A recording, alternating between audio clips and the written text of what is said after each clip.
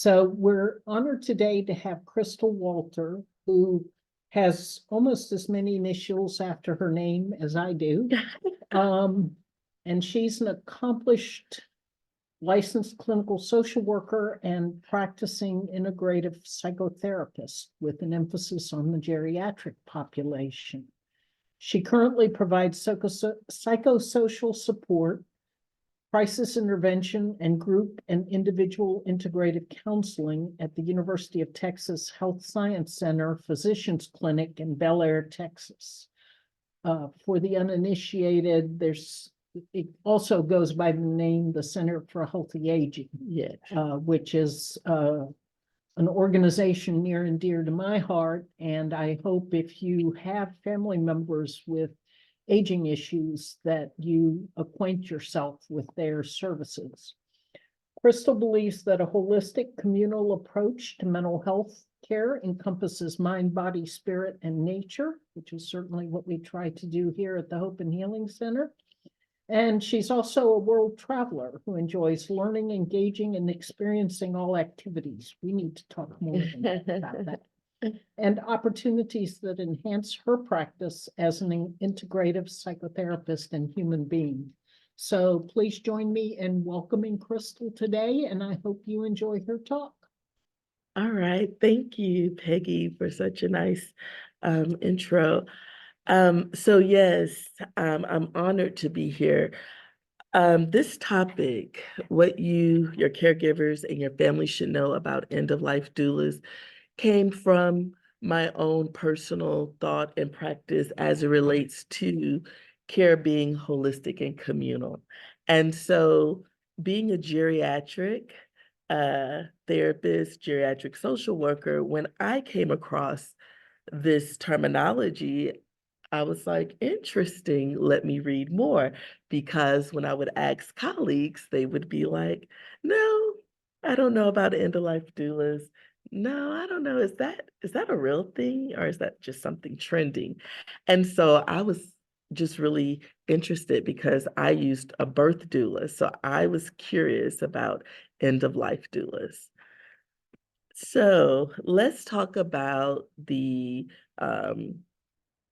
definition. What is an end-of-life doula? Okay. End-of-life doulas provide a non-medical, holistic, supportive, hold on, I'm sorry, this is in my way. I can't move this, I wish, I can't see my slides because I have the people in the slides. Okay, so you can read the definition. It's not long, but it's very much in detailed. Excuse me, you all, can I move this? Because I really want to just read. Yeah. Thank you. Go up to here and where it says there should be, right there. Here. Okay, yeah. Go to that Thank one. you. All right. End-of-life doulas provide a non-medical, holistic support and comfort to the dying person and their family, which may include education and guidance, as well as emotional, spiritual, and practical care from as early as initial diagnosis through bereavement. End-of-life doulas collaborate with all other care providers and do not exceed any other team or family member's role.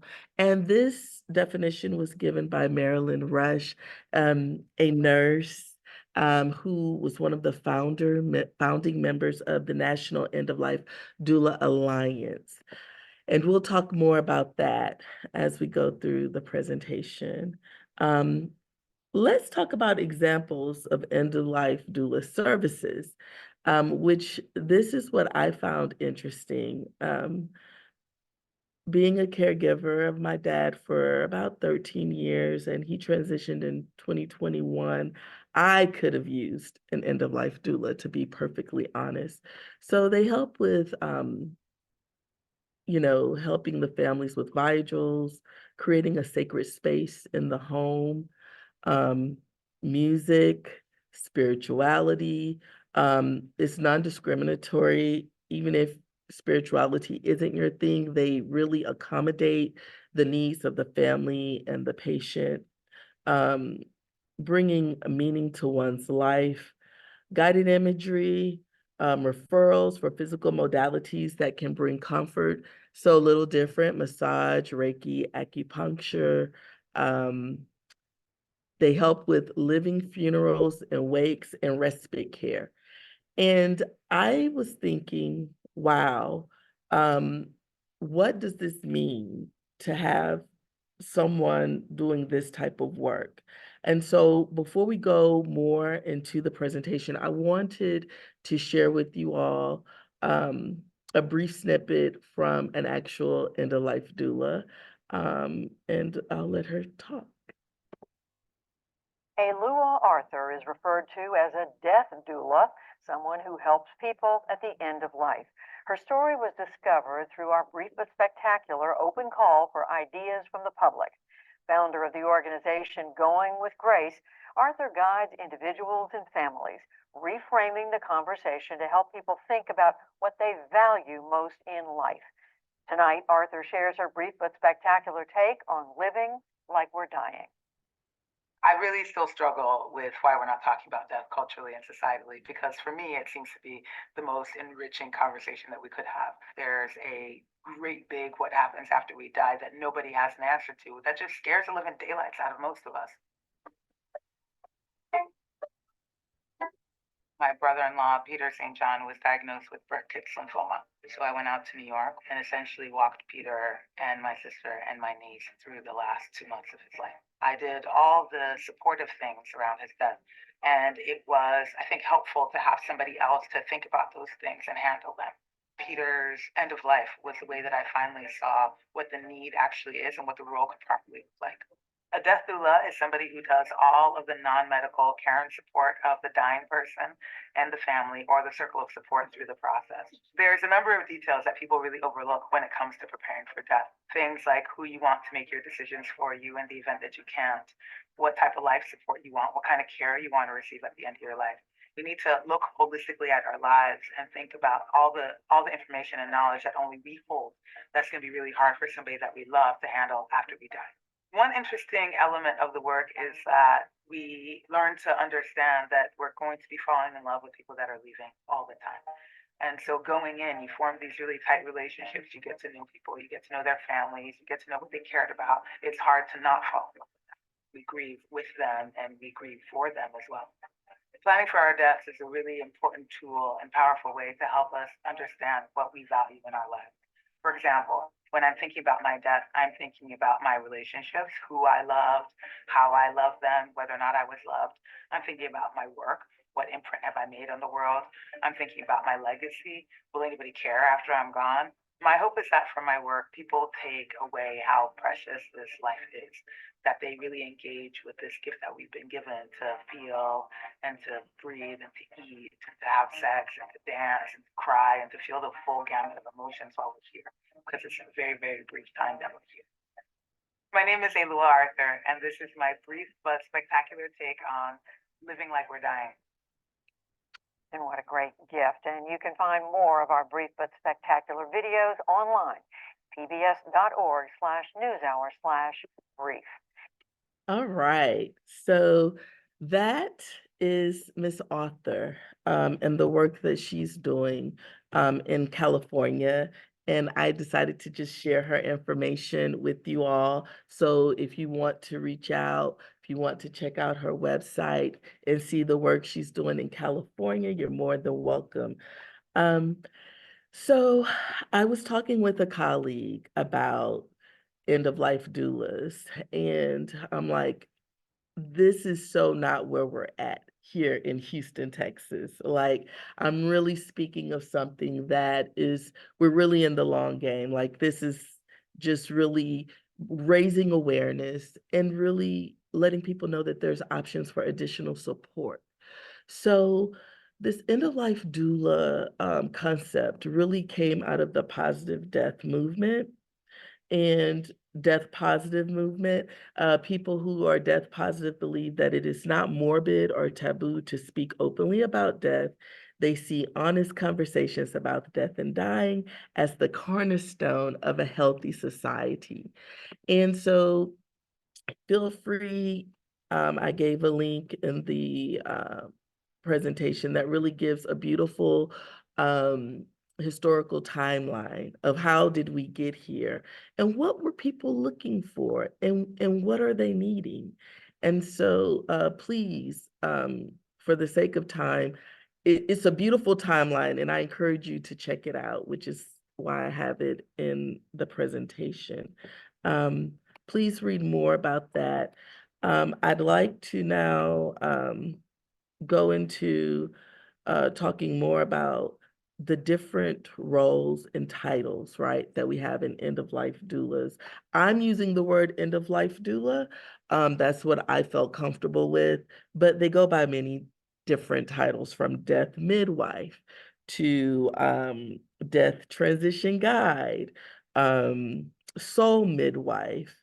Again, this is a very early and growing body of work. And there's not a lot of, there is no licensing, right, with end-of-life doulas. So that's why when you're hearing me talk, it's very broad. So I thought it would be great to really give us a chart to look at, like, what are the tasks of an end-of-life doula?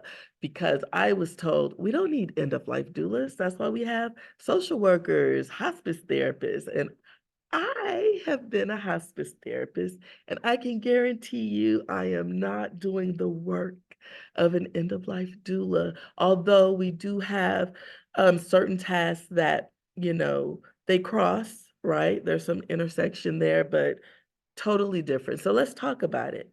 End-of-life doulas focus on non-medical aspects of care. They emphasize the emotional and spiritual support. Whereas hospice therapists, social workers, we focus on bridging the gap between medical and psychosocial care. And we address a broad spectrum of needs, but it's still within a treatment plan. It's still within boundaries that are guided up under our licensure. End-of-life doulas can do things that we couldn't do because we have boundaries and our ethics look different. And we'll talk more about that later. End-of-life doulas concentrate on helping individuals articulate their wishes, facilitating meaningful conversations, and offering companionship during the dying process. So one might think, well, what is the difference between that and a chaplain or, my religious leadership? Well, the difference is not only do they stay there, but they really engage your loved one in the dying process. So that could mean, massage, singing, that could mean holding their hand, that could mean playing their favorite music. So it goes beyond prayer, reciting verses. It goes beyond, as a therapist would do, processing their feelings and emotions. So there is a point in therapy where we stop, right? When the loved one becomes non-communicative, we're not really, as a therapist, doing much, right? It really stops there. Our attention goes towards the family. That's where the end-of-life doula continues to shine in the work that they do. So that's when they start to engage and make sure that our loved ones are comfortable. I think it's very important to, and I didn't mention this in the chart, we do have loved ones that aren't big on medication, right? They may say, I'll do hospice, but I don't want medication. I don't want the pain medicine. And that can be difficult to watch. I experienced that with my father. End-of-life doulas can bring another level of comfort care to our loved ones. I mean, it's like, I call them the walking spa. Okay, they have so many tricks in their bags to bring comfort to our loved ones and to bring comfort to the family. So the services that they're giving the loved one that's transitioning, that also extends to the caregivers. It extends to whomever is a part of this process. It even extends to the care medical team, the care team. So they really create a compassionate and comforting environment. I would say that our common bond is that we operate within an interdisciplinary team. So doulas are there not to take over, but to complement, right? To fill in gaps. We both recognize the importance of a holistic approach to end-of-life care. So when we think of hospice, palliative care, even geriatric care, we are all in agreement that it should be a holistic approach and that it should involve the emotional, the mental, fostering open communication and respecting the individual wishes and values.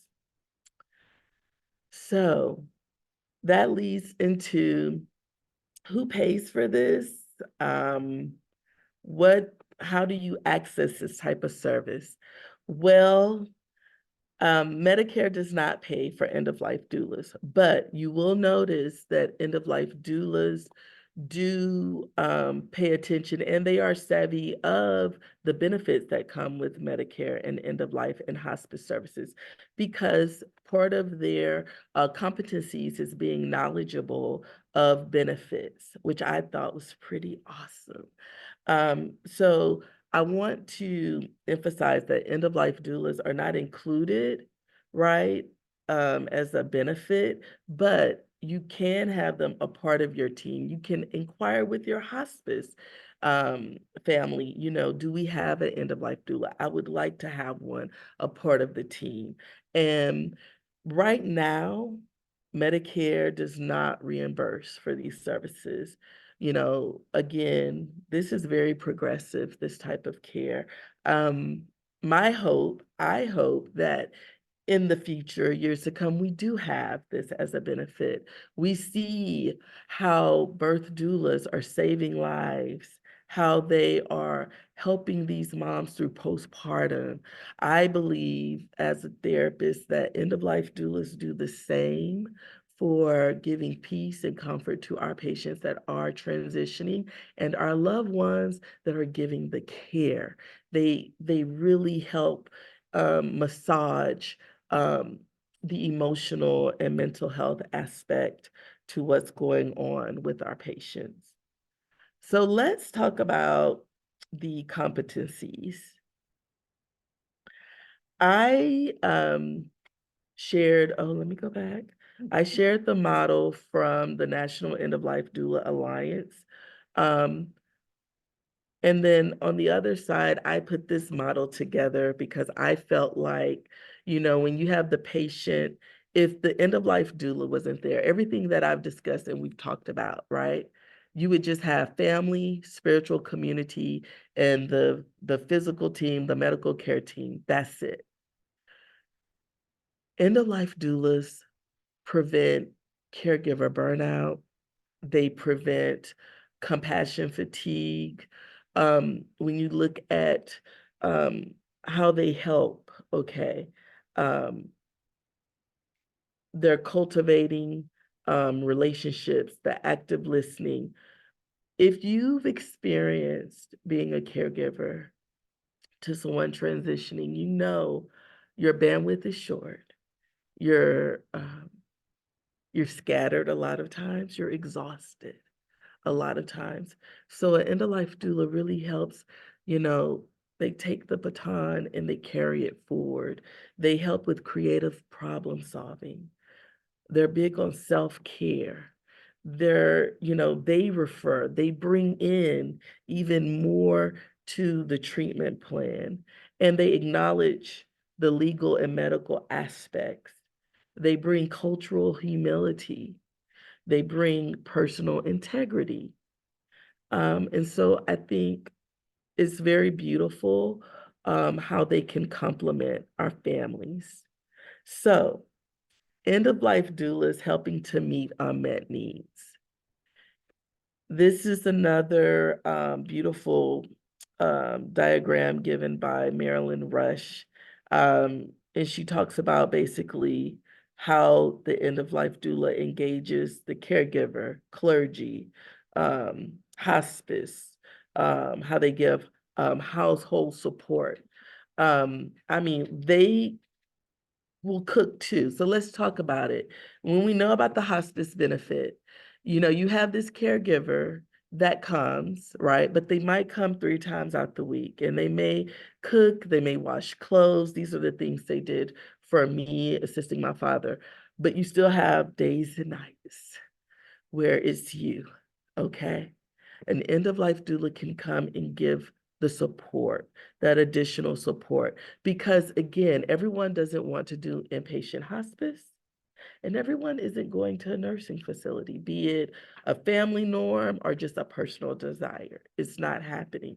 So how do we prevent caregiver burnout? How do we prevent compassion fatigue? Some of this we have to go through, but it doesn't have to be so hard, on our emotional, on our bodies, we don't have to burn ourselves out trying to love and care for our person.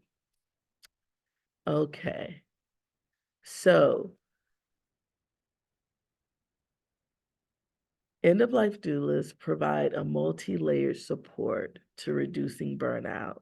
For social workers, let me tell you, as a social worker and a geriatric social worker, I can tell you we get tired too, okay? And a lot of times, yes, we can be magical and make things happen, but there are certain things that social workers can't do, and that's everything. And that's where end-of-life doulas come. So social workers, if you look at the benefit of a social worker, great benefit, but again, how many visits are you getting from the social worker? And sometimes we're tied, we're connected to patients, and we might go above and beyond, and we'll say, oh, I'm going to go visit such and such again this week. But really, typically, you'll see the social worker once a week, maybe twice a week, okay? Who is helping fill in those gaps, okay? They help with our caregivers. I think I talked very well about how end-of-life doulas give support to the caregivers, but also the patient, right? Because when patients are dying, some have a protective factor still for their loved ones, even though they're the ones transitioning. And there are things they may want to talk about, cry about, process that they may not want to share with their loved ones, that they may have shared with the social worker, but they don't see the social worker enough to establish a real bond, to really have those in-depth conversations. End-of-life doulas are there and they're present. As you heard in the video, she was working with her brother-in-law for 2 months. You're really establishing this day in, day out bond and relationship with the patient, the caregiver, the loved one. And so I think that's beautiful because the end-of-life doula gives a special touch and relationship to the patient. A lot of times when we're dying, we tend to become isolated, not intentionally, but we can't go anywhere. So we're home. So having this fresher breath air that's here to just cater to you, hear you, process with you, I think is something that's an intangible. And they help our chaplains, they help our clergy, okay? When I heard, they help with vigils, they help, they want to know what is your spiritual practice. They want to help encourage that. So chaplain may come twice a week, but doula knows what to do, what verses to help give, what to remind the family of. So they're really a communal piece to the treatment plan. I thought this was a very powerful statement. Dealing with pain requires work at multiple levels, both psychological and physical, and often requires support. And it's like, yes, you know, dying is not just sometimes physically painful, but emotionally painful. And that's where we talk about the grief and the bereavement.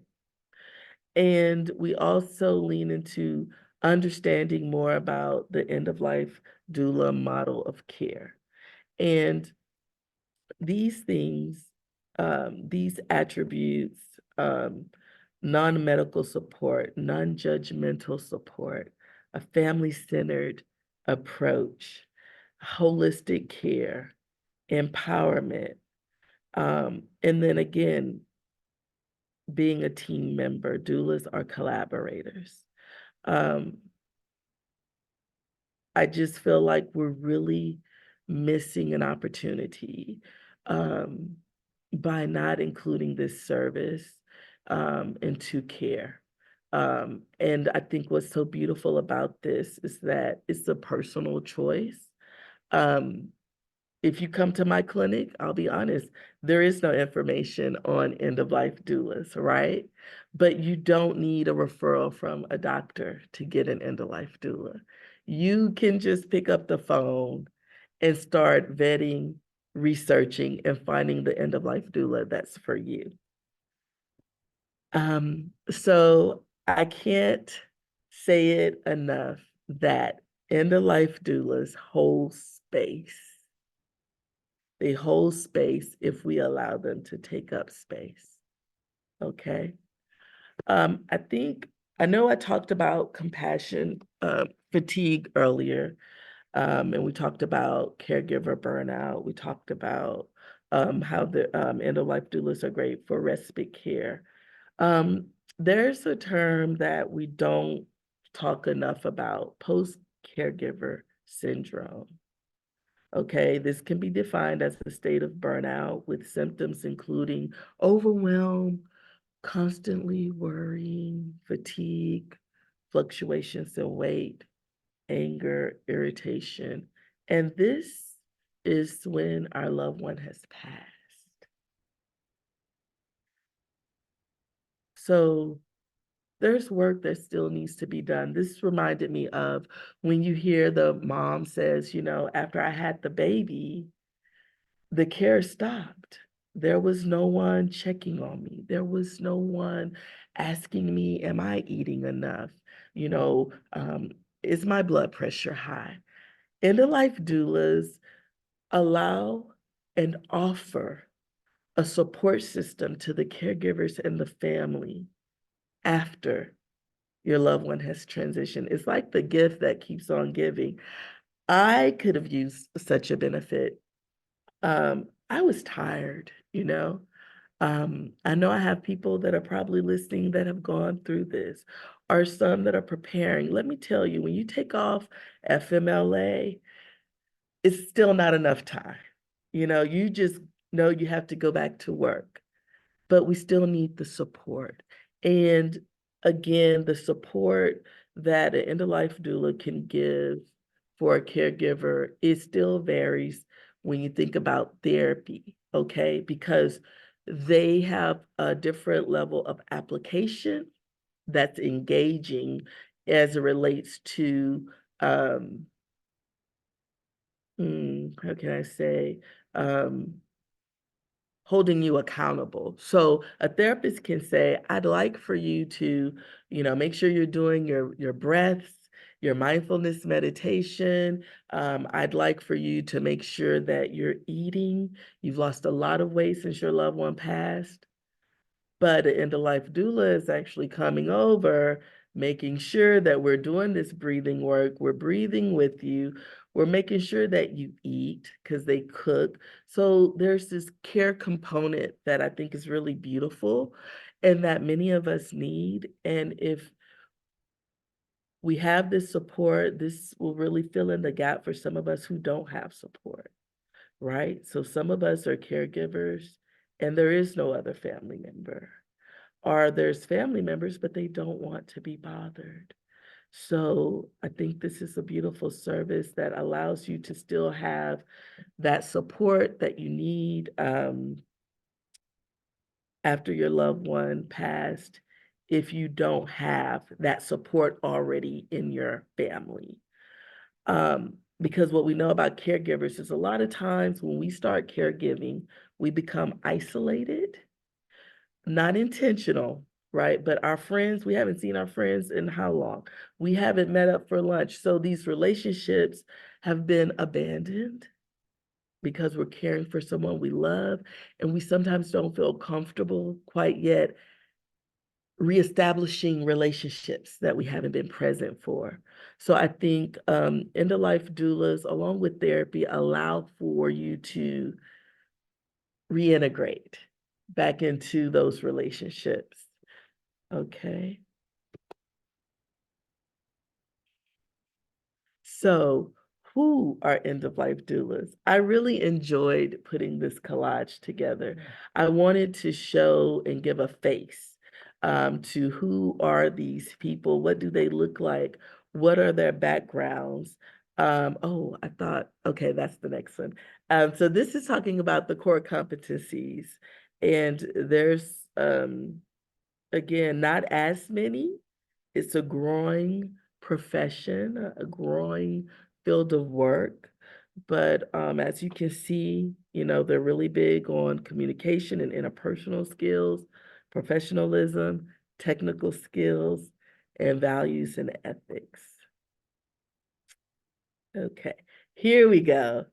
These are the beautiful people doing this work. They are nurses, they are nurse practitioners, they are of the clergy, they are social workers, and some of them are just people who love caring. Um, you know, I was looking, and sadly enough, there isn't that many people in Texas. In Houston, Texas, right? I saw a lot in Austin.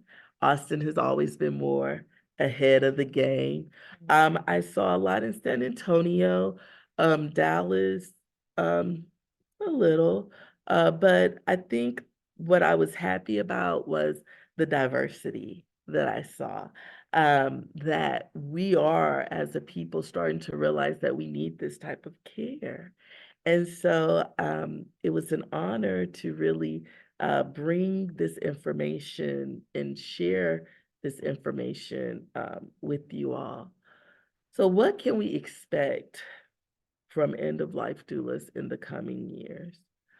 I'm not sure, but I'm excited. Right now, because like I said, there is no licensure. Right now, there's just more like certifications, trainings.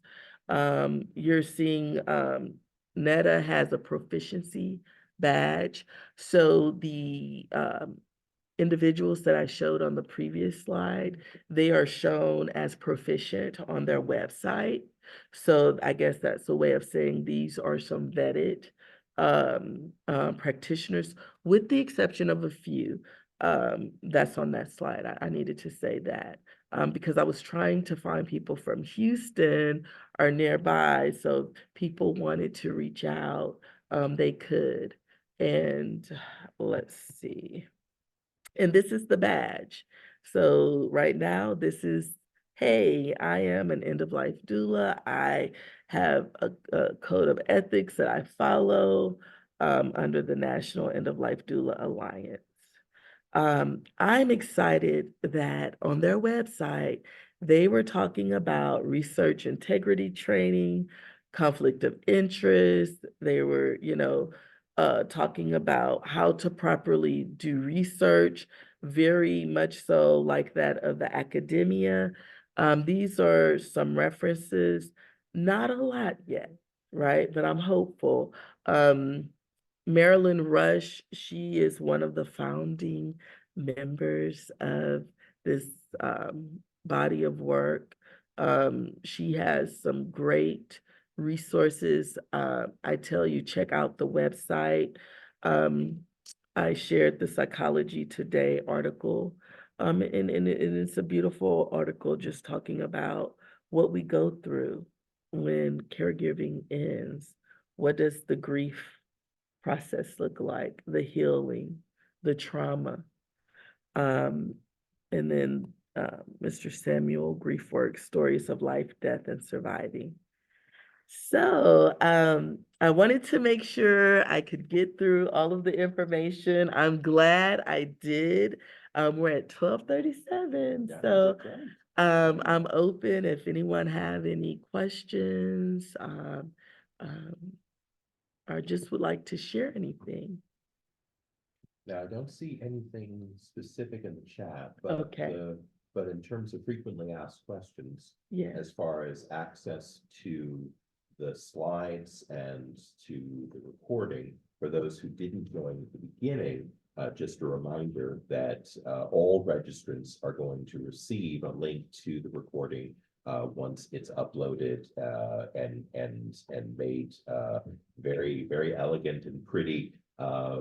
We actually have our media specialist in the room right now, and Alpha is the one who makes sure that all of the conversation before the official presentation, but after the recording button is hit, gets minimized, and you get the full benefit of that. So if you registered, it will be coming to you in subsequent days. I have a question about the competencies. Yeah. And wondering if you could go a little bit further into how competencies are demonstrated when seeking the NETA proficient badge. Yes. Is there a collection of peers geographically based, nationally based? How does that structure work? So it varies. Okay. But for Anita, you actually do have to practice, have a practicum, see patients, be in the environment. So you would see if you go and look at one of the doulas biographies, they'll say where they did their hours or where they worked to build their competencies. But then because it's still the Wild Wild West. You have some that are like not going through this organization, right? And they're just reading and they are putting a badge and saying, I am a death doula. So, there is room to grow, right, in protecting those competencies, which is why I think it's a beautiful thing to have an association like NETA to take the lead on saying, this is the standard, and these are the competencies, and this is how you achieve those competencies. Great. With that in mind also, I imagine, because you described your experience as a hospice social worker, part of my professional experience prior to being here was as a hospice chaplain. Okay. So I'm familiar with interdisciplinary team work, but I had to learn how to think like a hospice chaplain, just as you had to learn how to think in any professional setting in which you use your education as a social worker. How have you or those who have become end-of-life doulas made the transition into thinking like a doula? Interesting. So there's a lady, her name is Felina Lofton. She is a hospice social worker and she transitioned into doing doula work. I wish I wanted to have her in the slides, but she wasn't able to get the information to me. But she talks about that work where her social worker hat comes off and her doula hat comes on. Yeah. And you can't operate in both because one does have a certain mandate, there's a code of ethics, and then the other allows for you to really be creative and explore. So what she told me was that it allows her to be more present with the patient and engage them and their families in a way that she wouldn't be able to as a social worker. So calling at 1 a.m. or going over to someone's home at 1 a.m. to massage, pray, do aromatherapy. Hospice social workers, they're not doing that, right? They're not doing that. We don't have the capacity. It would be nice, but in hospice social work, there's a caseload and you have to, get your rest. And there's also, beyond the psychosocial and even the spiritual, the primary clinical function Yes, of hospice is symptom management. yes, So walking into, say, a 2 a.m. Symptom management concern that's perhaps interfering with the vigil experience that the family is going through. It sounds like the techniques that very often are learned by, and again, I'm sure different end-of-life doulas are gifted with different skills true. in such techniques. While symptom management is being worked on, either by, say, the registered nurse case manager, or orders are being made for a pharmacy to hotshot medications for if you're out of a particular medication, they can be working on alternate techniques to lower pain, anxiety, and help calm the system as much as possible. Yes. So you have somatic therapists. There was one, I don't know if you saw that. You have Reiki, you have acupressure, acupuncture. These ladies and gentlemen come with so many skills, helping skills.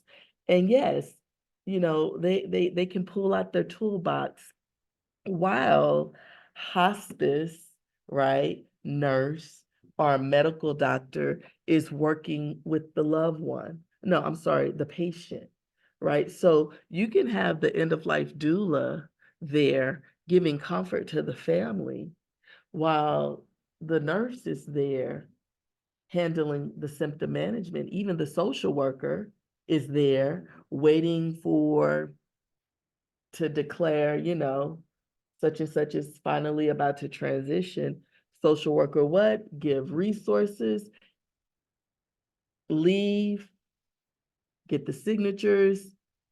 End-of-life doula stays. And what do you need? Do you need coffee? Do you need a massage? Let's play some music. Let's liven it up. Or let's play no music. Let's keep it quiet. Really keep the energy that the family wants when they don't have the energy to give it. Because it's okay to fall apart. It's okay to want to be there and holding your loved one's hand, but acknowledging I can't do it, but having someone else to step in and do that for you. That raises an interesting point, which is that in the end, when you are talking about someone approaching the end of life, we don't fix. We perhaps, where possible, as again, you mentioned previously, we mitigate. You're right. Maybe the severity of the symptoms or the anxiety, or as those of you who are either in the room or watching us live or are listening to this recording, may be hearkening back to stories about how, ooh, I hear that rattling sound in my loved one's breathing. What can be done about that? Now, clinically, there's an answer. There are medications that can lower the amount of secretions to try and minimize that sound. But the bigger question that's being asked is, can I fix this? Right. Or how do I cope with this? Right. How is this memory going to be attached to the memories of this person throughout this end-of-life process and before they became terminally ill? Right. Sounds like an end-of-life doula who's savvy to the room may be asking questions. Yes, yes. And I think, again, they really fill in the gaps and the spaces to really make it a beautiful full circle experience. It's heavy work, emotionally, physically. And I wondered for end-of-life doulas, what's their process of releasing? When I watched the video of the young lady saying, we build these relationships with people that we know are going to die. They're kind of fleeting relationships, what does that look like? Because when you have birth doulas, right, they get to go to the anniversaries or birthday parties sometimes, and they get to see something grow. How do they honor? And I wonder about that, like, how do they honor or bring closure to the work that they've done? I also wonder about, how long do you engage the caregiver and the family, right? I know with hospice, it could be like 6 months of counseling if they're open to it. But I just wonder, like, what does that look like for end-of-life doulas? And I think I'm sure some are creating that pathway, as we speak. This is a very trailblazing work that I hope at some point is honored. The pay, oh, I did not talk about the pay. The pay is not great, right? Like, this is because you You're love, selling this hard. right. I looked, I was curious. I'm like, oh, wow, $25 an hour, and that's on the high side, Well, part of what you raised in here is the issue of access. right. Because it's a private pay situation. It's not going to be necessarily covered even by, any aspect of a short-term or a long-term care insurance policy. We're talking strictly out of someone's pocket to Correct. go ahead and to engage. Question, sorry. So can a doula work for a home care agency and then that would fall under the long-term care? Exactly. what Yes. you're saying. Invoice for them doing. Yes, they absolutely can. And that was one of the things they mentioned when I was on that Medicare slide. They were like, a hospice agency I think they're planting that seed, can hire an end-of-life doula to be a part of the team. And I think that would be beautiful to engage that service. Yeah. And I appreciate your thinking a great deal because end-of-life doula care as a standalone Medicare benefit is still very much a work in Oh, progress. yes. But established practices for which Medicare reimburses or simply handles for the consumer the cost of said services to add someone to that team, whether or not they can be entirely Medicare reimbursable as a team member or not is an internal issue. But from an external standpoint, you've created a bridge for the consumer that may yield fruit for the entire industry in the future, as Medicare reimbursement for that particular service is sought. True. It's Well, and the definitely. challenge is hospice is still a capitated payment.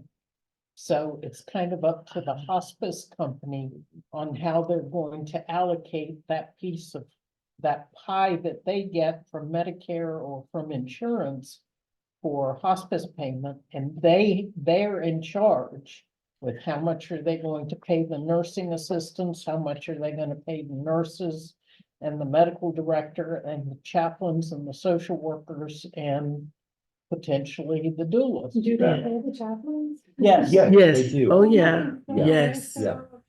it's not a lot, but they're, Yeah, and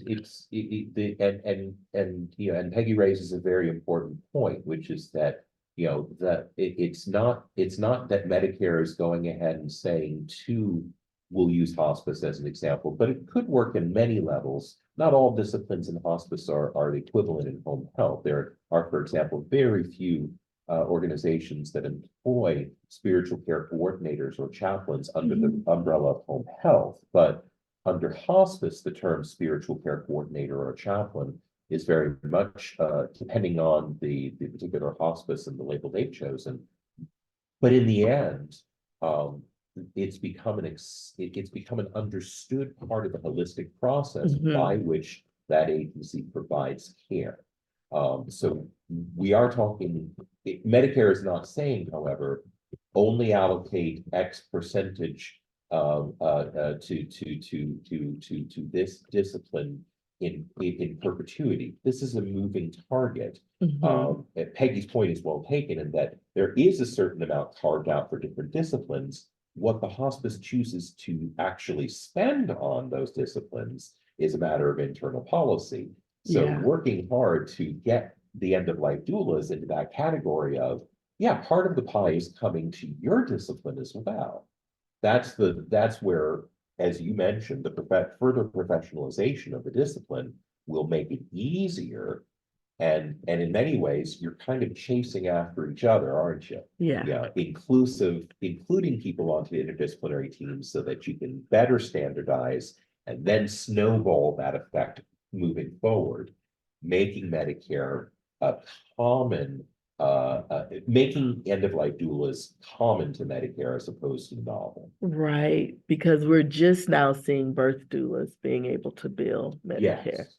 Just now Yeah. seeing that. And they've been in existence for what, 20 Let's years? talk about it. Yeah, yeah, yeah, And yeah. to make the distinction there between the birth doula and the nurse midwife, very similar to the True. consumer, but from a Medicare standpoint, Totally very different. different Yeah, in terms of one is reimbursable and the other is not. They both play vital roles for the population that engages them.